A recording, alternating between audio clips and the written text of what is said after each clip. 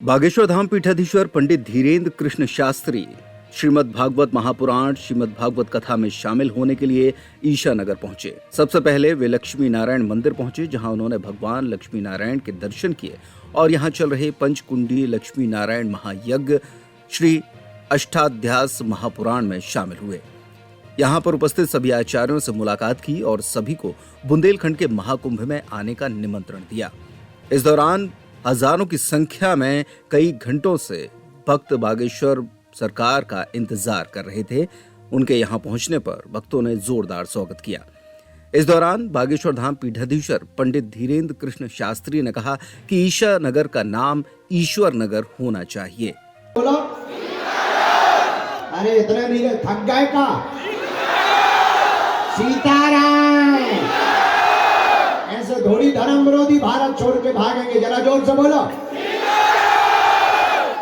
और सुनाओ, क्या हाल है?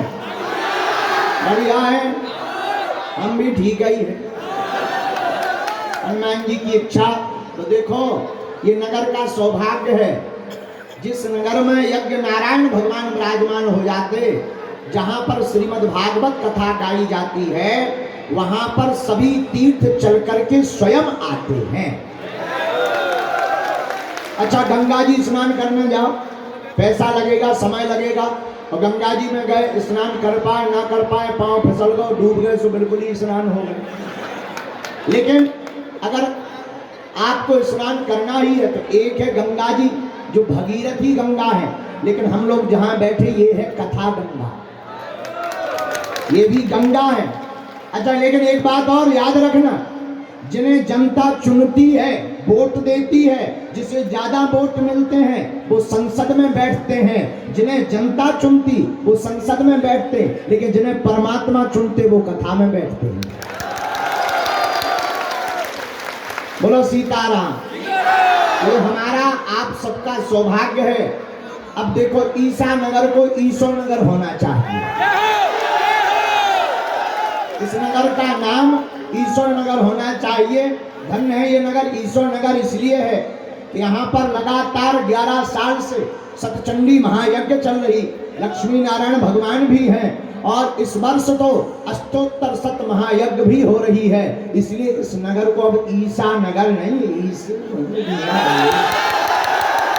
ये हलीउल्लाह वालों के नाम अच्छे नहीं लगते हैं, इनकी तो ठठरी बारनी चाहिए। नगर का नाम होना चाहिए ईश्वर नगर। और हम भी कल परसों में जब अब हम यज्ञ हो जाए, यहाँ के 2-4 लोग आएंगे गांव के, इस नगर के, तो हम उनको कह करके हम भी माननीय कलेक्टर महोदय से निवेदन करेंगे कि इस गांव का नाम ऊपर पहुंचवा करके ईशा नगर से ईश्वर नगर किया जाए। अच्छा, पूछो ईश्वर नगर क्यों रखवा रहे हैं? पूछो पूछो। धर्म विरोधी, ताकि यहाँ अपना मकान न बना पाए। क्योंकि उनसे कोई पूछेगा किस नगर के हो तो वो कहेंगे ईश्वर नगर है, तो उनकी तो घर वापसी वैसे ही हो गई। जिनका घर ईश्वर नगर में हो जाएगा है, उनकी तो घर वापसी हो ही गई। तो जितने धर्म विरोधी में पहले ही डेरा उठा लेंगे, यहाँ रहना ही बेकार है, ईश्वर नगर में रहेगा कौन? ईश्वर नगर में रहेंगे राम जी के पागल। किसके पागल? पागलो।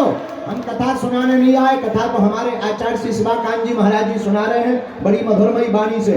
हम तो तुम्हें जगाने आए हैं। देखो, यज्ञ नारायण भगवान यहाँ विराजमान हुए, कथा विराजमान हुई, सब संत विराजमान हुए। संत बड़े परमार्थी, भेष धरे अवधूत, राम नाम को गोला फेंके भाग जाए सब भूत। ये हनुमान जी की कृपा है। लेकिन मेरे पागलों और ईशा नगर के प्रियजनों, आप दिन भर से इंतजार में बैठे, हम आपकी आशाओं को समझ सकते हैं, आपकी जिज्ञासाओं को समझ सकते हैं, आपकी भावनाओं को समझ सकते हैं, लेकिन याद रखना, प्रतीक्षा का परिणाम मीठा होता है। सबरी ने प्रतीक्षा की थी, राम घर आए थे, और भारत के सनातनियों ने प्रतीक्षा की, सो अयोध्या में आ गए। अभी इंतजार जारी है। त्रेता युग आ गया, द्वापर की तैयारी है। अभी इंतजार जारी है, त्रेता युग आ गया, द्वापर की तैयारी है।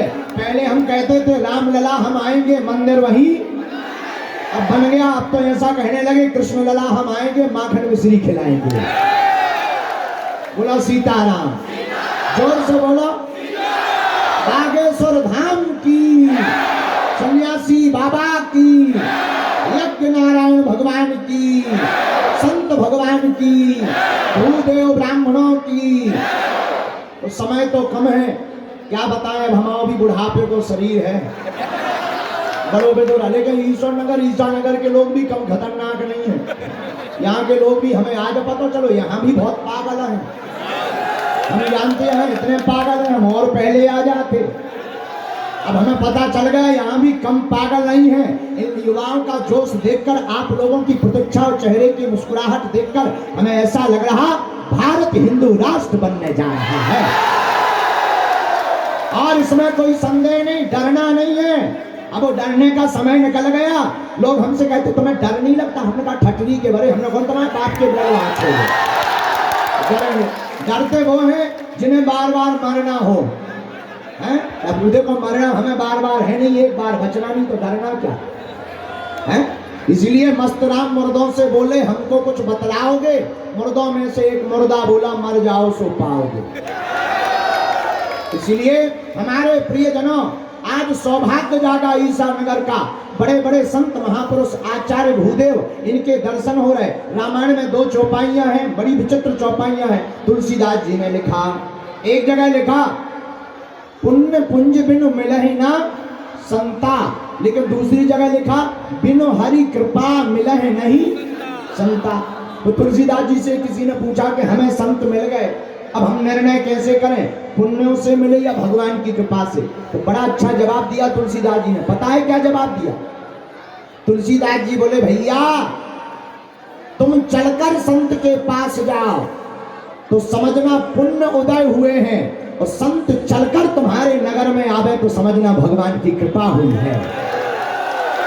बड़े बड़े महात्मा, बड़े बड़े आचार्य इस ईसा नगर, ईश्वर नगर की पावन धरती पर यज्ञ नारायण भगवान के समक्ष लक्ष्मी नारायण भगवान की महती कृपा से भूदेव आचार्य यज्ञ पर वैदिक परंपरा की पद्धति का अनुसरण करते हुए यज्ञ के वेदों मंत्रोच्चारण के द्वारा अष्टादश महापुराण के अंतर्गत श्रीमद् भागवत महापुराण जो हम सब की संहिता है, पावन सदग्रंथ है, जिस भागवत महापुराण के श्रवण करने से आतताई अत्याचारी बड़े बड़े पापियों को मुक्ति प्राप्त हुई है, ऐसे पावन सदग्रंथ श्रीमद् भागवत रूपी कल्प वृक्ष रूपी छत्र छाया में जो भी जीव विराजमान होता है, आता है, बैठता है, सुनता है, गाता है, एक घड़ी आदि मैं पुनियाद तुलसी चर्चा राम की हरहि को।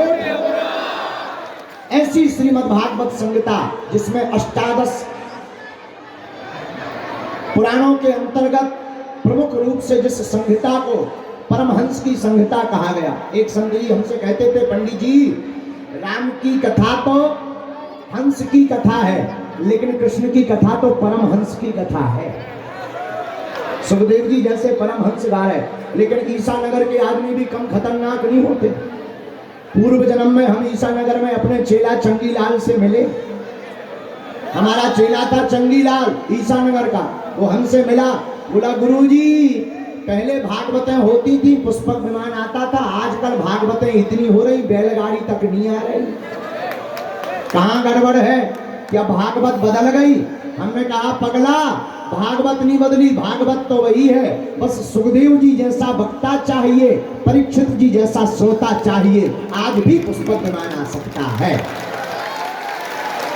बोलो सीताराम, बागेश्वर धाम की। इसलिए हम सबका सौभाग्य, कथा के अंतर्गत हमें पता लगा महाराज जी 2 ही बजे बैठ गए थे, आज जल्दी बैठ गए थे, पीछे से उनकी करियाई जवाब देने लगी हुई है, इसलिए उन्हें ज्यादा ना बैठाएं, जल्दी बुढ़ापा